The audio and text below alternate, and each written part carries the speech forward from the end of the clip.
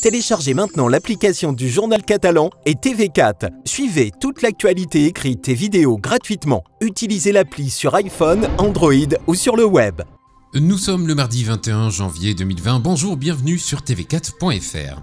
Neige et verglas dès 200 mètres d'altitude, forte pluie ailleurs, le département des Pyrénées-Orientales est placé depuis ce matin en vigilance orange par Météo France. Au matin, des coupures de courant ont été constatées à Moréas-la-Sillas et à Saint-Laurent-de-Cerdan dans le Val-Espire. Selon Enedis, environ 1500 foyers ont été privés d'électricité dans le département. Côté circulation, plusieurs axes du département étaient perturbés dès le matin. L'autoroute A9 qui rallie l'Espagne a été fermée en direction de l'Espagne entre Perpignan et Le Boulou en raison de chutes de neige sur le col du Pertus.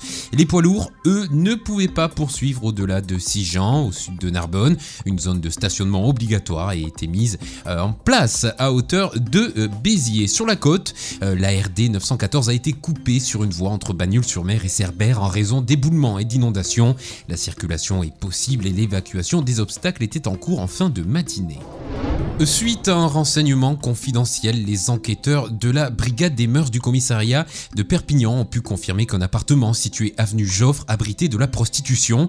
L'investigation a permis de confirmer que des actes de prostitution se déroulaient dans le logement et a conduit à l'identification d'un couple de proxénètes établi à Perpignan.